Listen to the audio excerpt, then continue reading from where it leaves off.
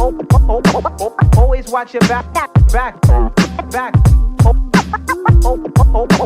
Always watch your back.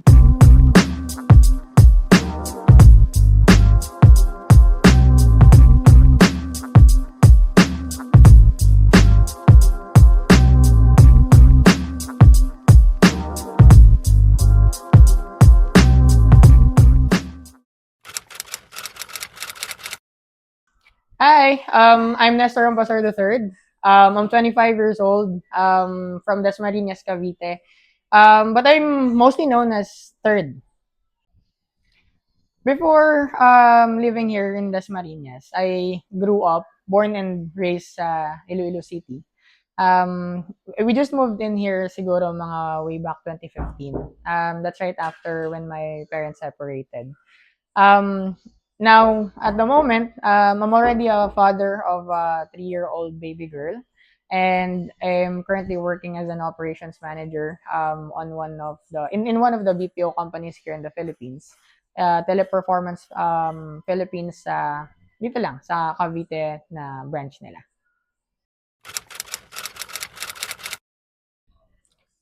So, before we moved in here sa Dasma, when I was in Iloilo pa, mga 14 years old, up to 14 years old ako nun, marami rin akong mga naging stories na pinagdaanan, struggles, at mga challenges nun. Which is, I think, siguro ang nag-contribute din sa kung nasan ako ngayon. I grew up in a family na medyo maginhawa yung buhay, may maayos na negosyo, um, typical na bata na you don't get to think kung ano yung anong kakainin nyo bukas, ganyan. And, everything is just handed sa'yo in a silver platter. Pero there was time na when nagkaroon na ng financial crisis, everything was like gone in a snap of a finger. Doon na namulat yung at the very young age na experience ko yung like way back siguro mga grade 4 pa lang ako nun na doon ako nag-start gumising ng maaga, mamalengke kasi meron kami nung canteen, yun yung na naging business namin nun kasi yung mother ko sobrang hilig niyang magluto. Yun talaga yung naging negosyo niya. So, nung nagkaroon na ng mga challenges, napilitan na ako at yung kapatid ko, bali dalawa kasi kami sa family, yung kuya ko nun, napilitan kami na tumulong na. So, dun na yung gigising ng maaga, like 4 a.m. Um, I think I was just like 12 or like 11 years old, I think, mga grade 3, grade 4 ako nun. Mamamalengke ako, may listahan lang akong dala nung mga lulutuin, yung mga ingredients, gulay, isda, ganun. And it's on a daily basis. So, ganun yung naging cycle. So, maaga at some point na nag-mature kasi napasa agad yung responsibility na yon sa amin magkakapatid. And then, after nun, yung cycle ng life, bago pumasok, aantayin mo muna kung tapos na ba yung nilulutong pagkain. Tapos, dadalhin dun sa kantin namin. At babantayan ko pa yon ng mga ilang oras at aantayin ko yung kuya ko na mag-ready na siya sa school at magpapalit naman kami. Pagpalit namin, ako naman yung magpe-prep at babalik doon kasi papasok na siya. Tapos aantayin ko yung mother ko noon magbantay. Kasi that time, parang yung father ko ata is nasa ibang lugar na nag-work din. Tapos, papasok na ako sa school. And usually, doon ako nalilate araw-araw, nalilate ng mga ilang minuto kasi, yun nga, nagbabantay ako ng canteen pa namin. Tapos, sa lunch break, imbes na lunch break sa school, like pwedeng magbaon, ganyan. Ang ginagawa ko na umuwi ako sa canteen namin para tumulong ulit. Naghugas ako ng mga plato, galing dun sa umagang mga bumili hanggang dun sa tanghali pag uwi ko. Tapos, babantayan ko yun saglit. So, para medyo enjoy naman yung moment. What I'm doing there was, dinadala ko yung mga klase ko, yung mga classmate ko nun, dinadala ko dun sa amin. Tapos pinapabili ko ng ulam para doon na lang sila kumain. At least dagdag kita pa dun sa negosyo namin. Tas papasok ulit ako after an hour ng lunch. Tapos uuwi sa hapon at gano'n ulit yung cycle. Magbabantay, tapos mamamalengke ulit para sa gabi naman na mga ititinda. At sa gabi, gano'n, maghuhugas ulit ng mga pinaglutuan, pinagkainan, bago matulog at gumawa ng mga assignment. At for the next day is mamalengke na naman at papasok na naman sa school. So, yun yung mga naging struggles noon at the very young age. Kaya nung nag-separate yung parents ko nun at yung mother ko napunta na ng Manila, nag-stop na yung business at doon na medyo na pasama sa barkada, gumimik, ganon. So, medyo doon ko na realize na pag nag-continue pa yun is yung future ko naman yung mako-compromise. So, yun yung naging decision making ko na I decided na sundan na lang yung mother ko dito sa Cavite. After niya mag-Manila noon is lumipat siya ng Cavite at dito na ako sumunod. At decided na dito na lang ako mag-aral. Pagtapos ng high school, kami yung first batch ng senior high. Nag-aral naman ako sa Emilio Aguinaldo College, Cavite. Tapos, ang kinuha ko nun, ABM Accountancy Business Management. Yun yung mga masasayang moments na kasi madami ng mga kaibigan, madami ng mga experiences. At pagtapos nung senior high naman, nag-aral na ako sa De La Salle, Lasal Dasma. So, yun, nung nasa college naman ako, scholar ako ng De La Salle University, Dasmariñas. 100% scholar ako nun. I was a scholar back then, yung student assistant. So, nag-apply ako ng scholarship noon. So, pagka scholar ka ng LaSalle, meron ka kasing, pagka student assistant, may required hours ka ng i-render para parang OJT or mag-work sa kung saan department ka nila ma-assign.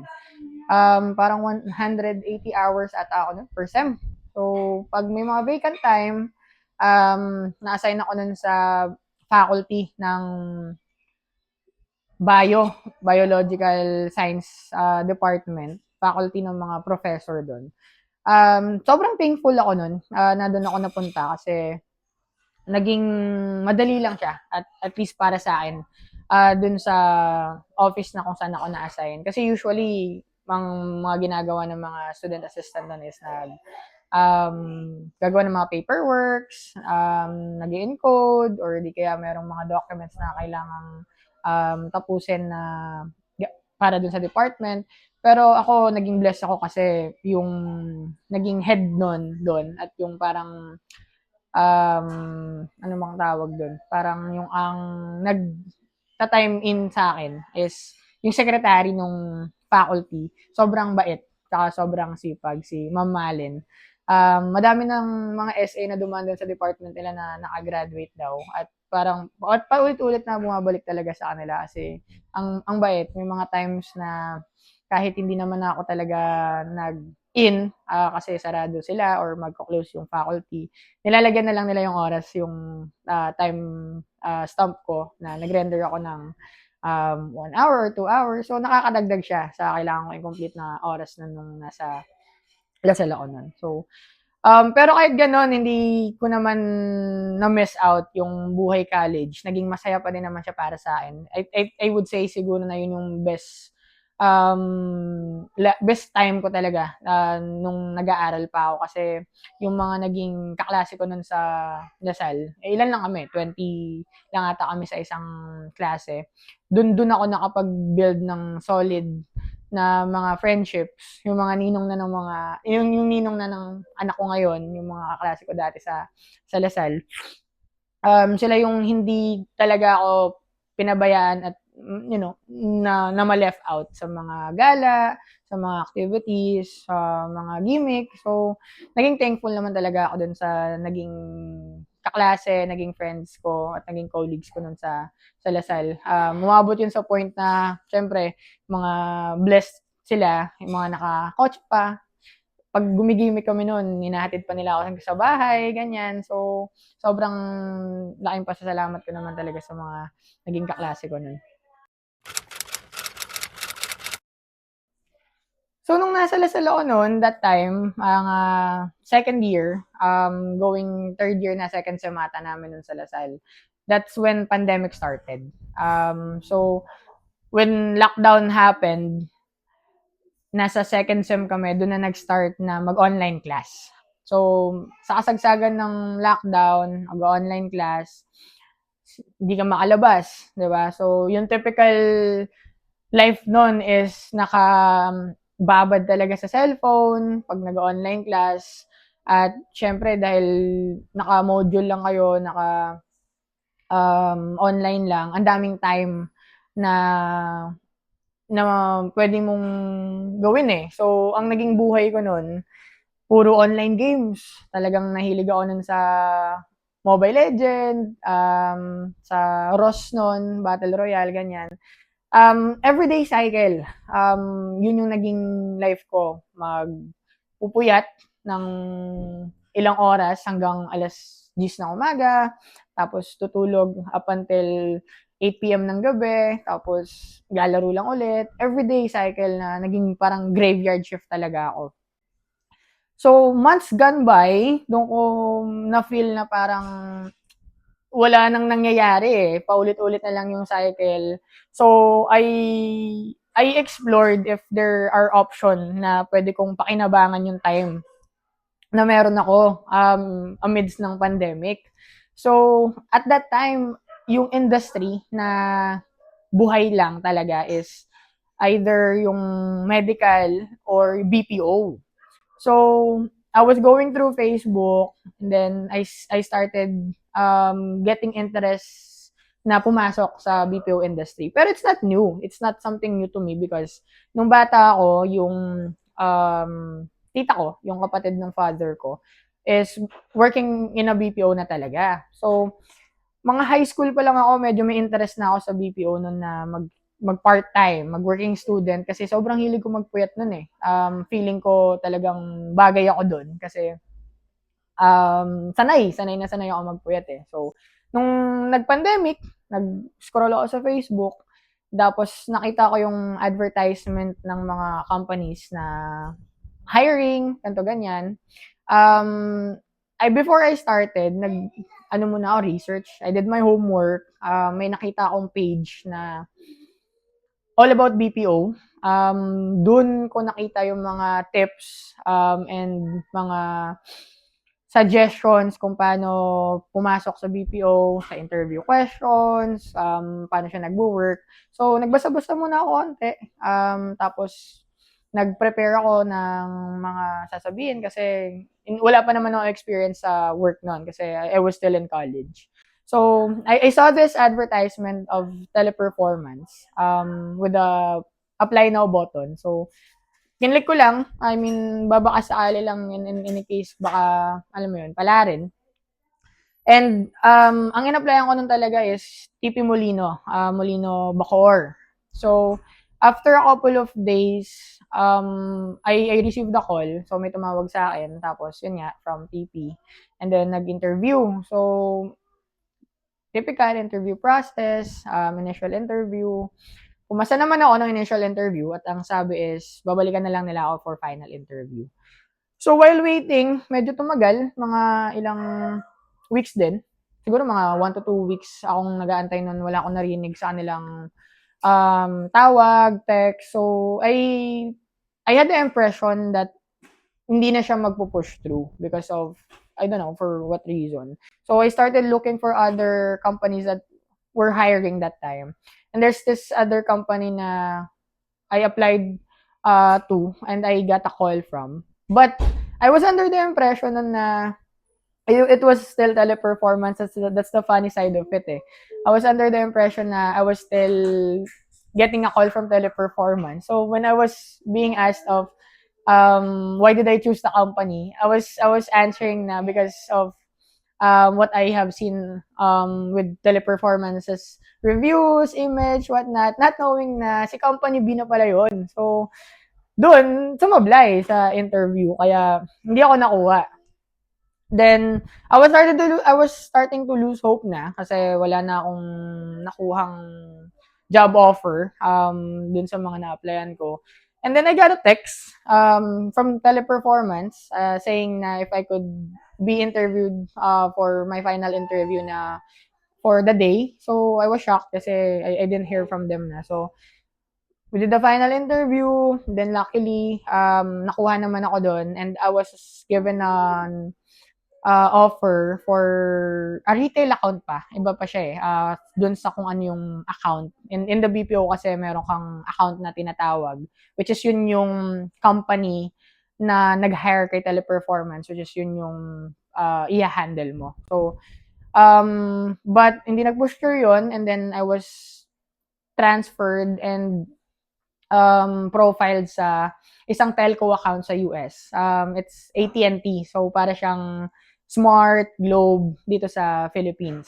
So, it's a telco account and that's where I started my journey. Pero, instead of here sa Molino, we started sa MOA pa nun na site kasi under construction pa yung Molino. So, a couple of months nandun kami sa MOA. In the middle of pandemic, I was working in MOA coming from Cavite. It was a hell of a challenge with the transportation kasi yung pasok ko nun parang 9 p.m. I have to travel 5 p.m. kasi 6 wala ka na masasakyan na bus. Then yun yung may PTEX na. So, kailangan pang dumaan doon. Kaya yung commute yung naging struggle talaga. So, when I started as an agent, customer service representative with Teleperformance for a telco account, that was August 2020. Typical, what I do noon is you get inbound calls. Usual na ginagawa namin is mag-assist ng customer kung meron silang concern sa service nila. Like sa phone, kung meron silang issues na hindi sila makatawag, hindi sila maka-access ng internet, or kung may gusto silang bilhing plan, subscription. So, yun yung mga typical concerns na nakukuha namin. I would say, if for a newbie that time, for that program, it was really hard.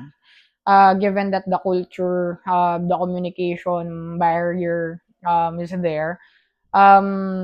Number one that I had to develop there was the patience talaga ng how you should maintain to be kind, polite, and to not take it personally when your customer says awful things. Kasi typical tayo pagka meron tayong narereklamo, we're not really in a good shape, 'di ba? Like masama yung loob natin or usually galit. Yun yung definition talaga. Irate kung tinatawag namin yun sa BPO. Irate customers.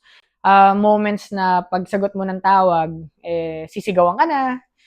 May mga times na mumurahin ka talaga, questioning ka on alam mo ba yung ginagawa mo. So, it was really hard coming off from, school na you don't usually get to hear words like that from someone na you're not close with. And you're being questioned, 'di ba? So, may mga times talaga na minsan gusto mo nang umayaw kasi paulit-ulit. In the BPO industry, you have metrics na tinatawag or scores na you have to maintain. So, usually yun yung mga survey na nakukuha mo sa customer if they were satisfied sa pag-a-assist mo. And I would say that I was not really good at it when I started because during my first month, I was in the outlier list. Outliers, yun yung mga bagsak kung tawagin. Yun yung mga hindi pasado yung mga scores. Kasi I had the mentality kasi na I just have to come in the day, answer calls, and then just tell them kung anong tinuro sa akin na gagawin sa mga gantong scenario. So, I don't mind if they're not happy about it or kung like hindi sila satisfied. Basta para sa akin, sinabi ko na sa kanila na ito yung gagawin, ito yung explanation sa kung anong nangyayari, and then end of the conversation. So, meron kaming metrics nun, yung customer satisfaction, tapos may AHT kung tawagin. That's average handle time. Yun yung duration or yung time ng kung gaano mo katagal in-assist yung customer. So, average yun siya ng lahat ng tawag mo. Sa lahat ng metrics na meron, yun lang yung pinapasa ko, yung AHT lang. Gawa nga nung, I don't care. I mean, like, I get calls, I tell them what they have to hear, and then end of it. So, wala akong pakialam. Kaya bagsak yung customer satisfaction ko nun. That scores I had led to my supervisor, yung team leader ko nun, na i-coach ako. So, may coaching kami na tinatawag doon, yun yung pag binibigyan ka na ng feedback ng supervisor mo. At nasabihan ako ng, which is really was the turning point on how I started to change in doing things. Ang sabi sa akin is, you just love what, you have here. Like, you love your colleagues, yung mga teammates, you love lang yung trabaho na papasok ka, pero you don't love your customers. Basically, you don't love what you're doing na assisting them. Which is, that struck me the most kasi yun yung nagpabago ng mentality na meron ako na it's not just you doing what's in the black and white dun sa kontrata eh. It's with the extra mile and in the intent of being exceptional and exceeding expectations. So dun na nag-change na I started to care. Kumbaga, dun ako nagkaroon ng pakialam sa mga customers ko. Right after I started caring for my customers, that changed everything. Doon na tumaas yung scores ko. I started to be on the top performing agents, and that led to me being reliable, at least to my managers, the supervisors in the program, na they entrusted me to support other agents. So, yun yung tinatawag na naming SME, or napupull out na ako nun to assist them na pag may tanong sila, ako yung magbibigay kung paano gagawin, ganto ganyan. And when I was there, I did really put 100% effort. Umaabot ako sa mga moments na as a support, you take escalation calls or supervisor calls. So pagka ayaw na dun sa agents, is ikaw na yung kakausap pa sa supervisor. To a point, me being so passionate in what I'm doing, kumukuha na ako ng supervisor calls or escalations ng sabay-sabay, 2 beses, 2 customer na sabay. Ang ginagawa ko lang nun hold ko yung customer nito, ng agent na to, tapos lilipat ako sa kabilang station, kakausapin ko naman yung customer nito, para lang maging efficient yung trabaho, na yung 2 customer matapos, para yung agent makapag-calls na ulit at maging productive. And then, I started to aim higher, because I was really striving for bigger roles and challenges. So, when I saw na may opportunity para maging TL or maging supervisor, I expressed my intention to apply. Though, it was not rainbows and sunshine, kasi the time na nagsabi ako na I am interested, I heard na merong opening. I was called for an interview 5 minutes after. So, not that I'm not prepared, but siguro at some point, I'm not at my full potential. So, unfortunately, I didn't get the post. Before pa yung application ko ng supervisor, meron pa akong mga in-applyan na roles na hindi ako rin nakuha. Kasi sa mga, ibang kadahilanan. So, at that moment, rejections came in. It reminded me of na it's not always rainbows and sunshines and you get what you want That made me realize na hindi lagi makuha mo yung gusto mo. But I didn't stop there. Kasi I could have, pwede naman akong tampo, sumama ang loob, or magmokmok at sabihin na ayoko na lang dito. Pero I did not. I continued. I did what I had to do. I did my best as how I'm doing it. And luckily, I was given a chance for the supervisor role. I became a supervisor. I handled multiple agents in my journey as a supervisor for 2 years. Iba't iba siyang klase ng journey. Meron akong times na nag-handle ako ng mga new hires. Ako yung nag-filter, nagde-decide if they got what it para dun sa program at kung papasa sila. Yun yung nesting stage na tinatawag. Meron din akong times na nag-handle na ako ng regular team. So, I spent a lot of time with them for how many months sila lang yung mga tao mo. At may time din na I handled naman yung mga supports or yung mga SME or kung ano ako before. So, that's a different type of leadership naman na kailangan mong ibigay. And since things were really challenging in that role that time, the program itself had struggles with our metrics na kailangang ipasa. It was really a roller coaster ride. Ang dami naming moments na hindi talaga kami pumapasa sa scores. At some point, I said na I don't want it na. Na sana like I did not enter the role na lang kasi it was totally different from what I aimed for though, but I expected it naman na magiging stressful and challenging siya. So, yun yung mga moments na you get to be questioned na by your managers kung tama ba yung ginagawa mo, na mali yung ginagawa mo dito. Moments na hindi ka pa marunong gumamit ng mga tools, Excel, email. I had to learn that from scratch kasi honestly, I was not that proficient naman dun sa mga platforms na yon. So, data gathering, reporting, so was a struggle of mine. And of course, dealing with people talaga. When you become a supervisor, when you become a leader, number one expectation is for you to develop people and coach them and teach them not just kung paano mag-calls, 'di ba? So you get to become their second father sa company, 'di ba? So yung problema nila, problema mo din. Yung typical na naririnig or nakikita niyo sa mga social media na yung supervisor is kahit may sakit yung mga empleyado, pinapapasok.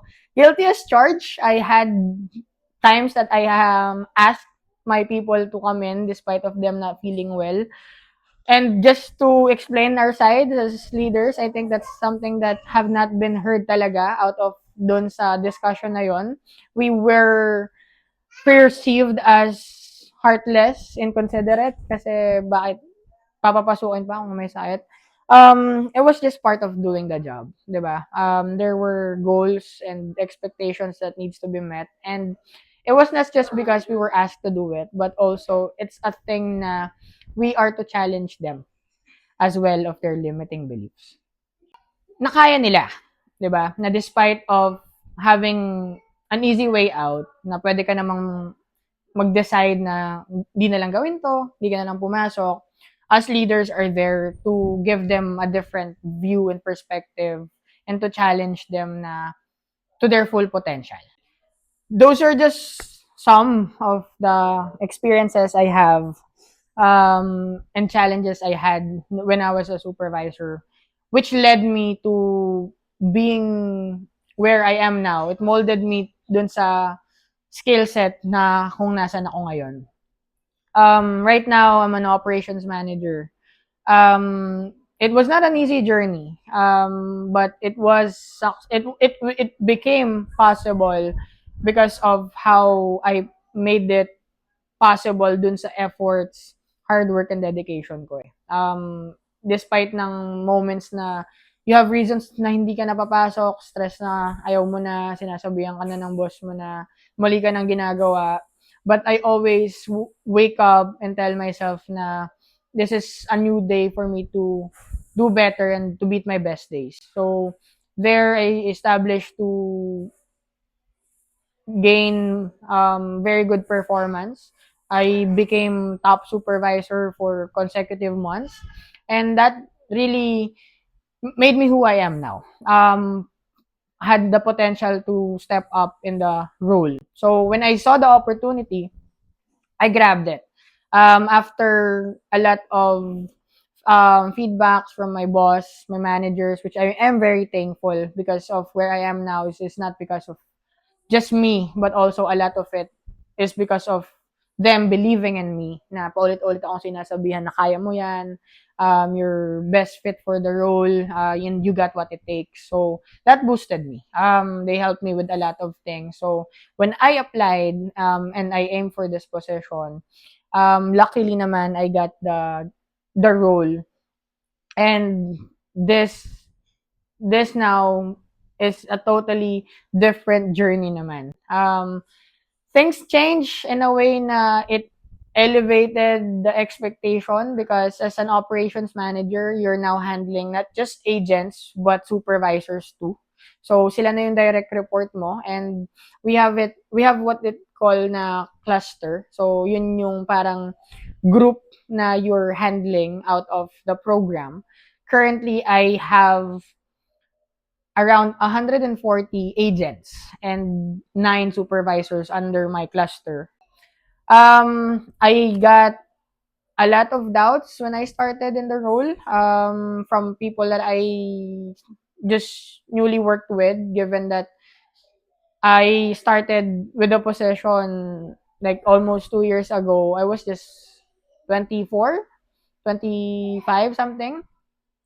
So, sobrang bata kung masasabi nung compared sa iba siguro. So, andun yung doubt na like, nandito lang naman yan kasi kilala ni ganto, andyan lang naman yan kasi malapit kay ganto. So, there's that need of proving myself. And just to share pala, this is on a totally different program na. Hindi na siya dun sa telco na account na sinusupport ko before, but it's a totally different program. So, halos bago na yung mga nakakasama.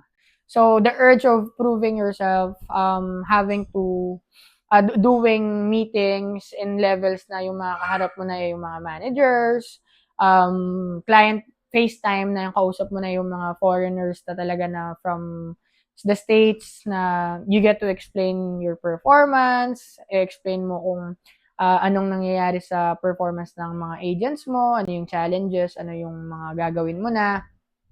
I think that's the hardest part of it. And every time na may client visit na pupunta sila, and you gotta have to show off na they are right with, giving the business to the company.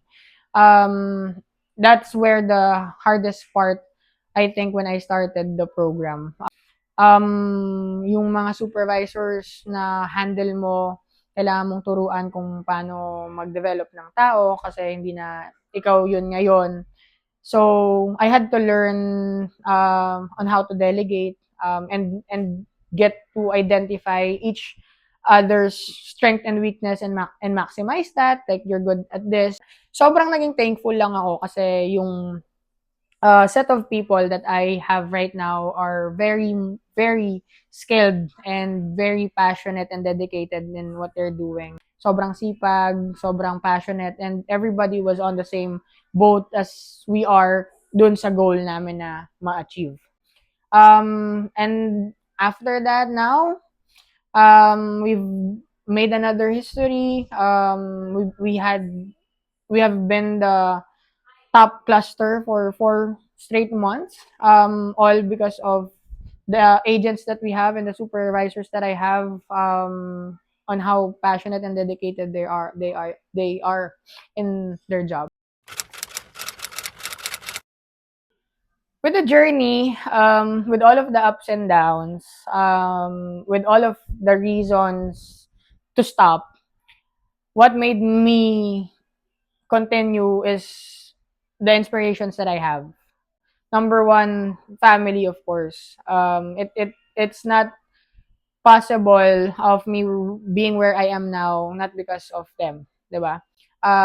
Yung partner ko, I've met her sa company way back nung nagsisimula pa lang ako, agent going support. Now my daughter, she's 3 years old. They're the number one reason why I am always telling myself na we need to, you know, push more. We need to wake up and be excellent in what we're doing because I want them to have the best life that they can, 'di ba?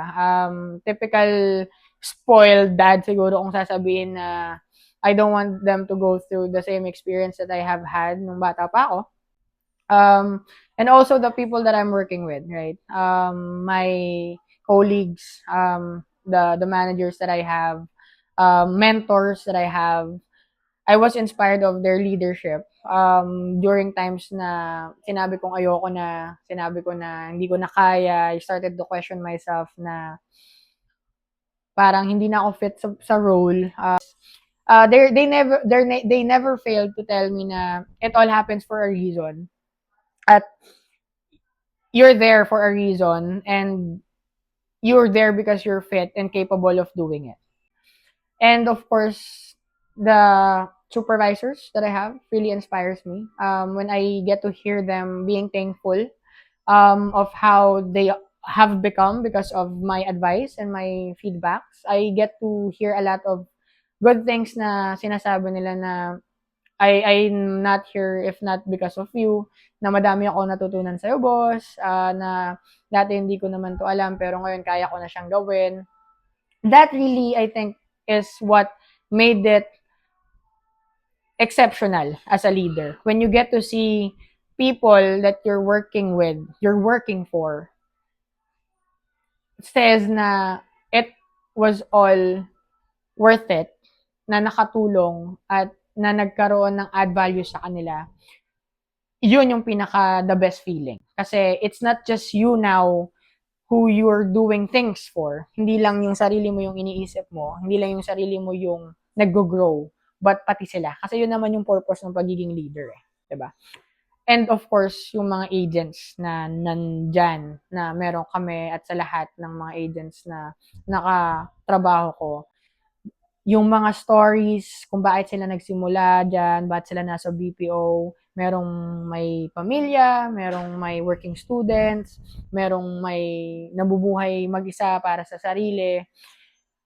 That inspired me the most kasi with all of the challenges they have, meron na talagang dedicated at sobrang kung paano magtrabaho na like everything is ilalaan nila para lang sa pamilya nila, sa reasons na kung ano meron sila. And despite of them hearing feedback sometimes harsh or negative, or of course not always naman na you just commend them, they're still there. At hindi nagbabago yung tingin sa'yo, yung perception, at hindi tinetake yun personally. And they accept it and they work on it kung ano man yung naging feedback na meron kayo na binigay sa kanila. So, mapapayo ko lang sa lahat ng aspiring, not just in the BPO industry, but for everybody who's aiming for whatever path na ini-aim nila sa life. Number one, you have to really believe in yourself. Tiwala sa sarili.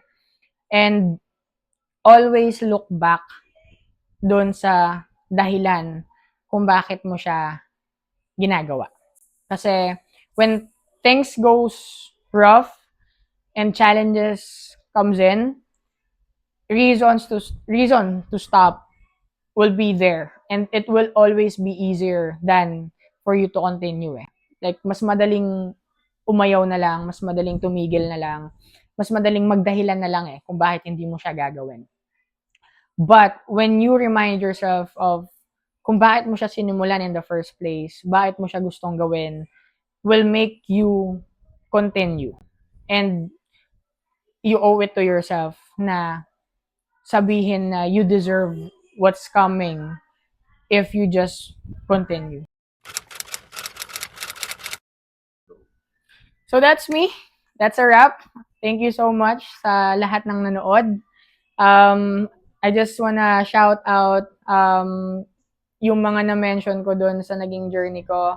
My partner, Nika, yung baby ko, si Kiara, lahat ng mga naging katrabaho at naging mentor ko, masyadong marami para i-mention, pero yung mga managers na meron ako, Boss TJ, Boss Kim, sobrang hands up talaga ako sa mga tulong and advice na meron kayo. Sa mga supervisors na meron ako ngayon, guys, I hope na mapanood nyo to at maging inspiration din sa inyo. Shout out, thank you so much for everything that you're doing. Thank you is an understatement.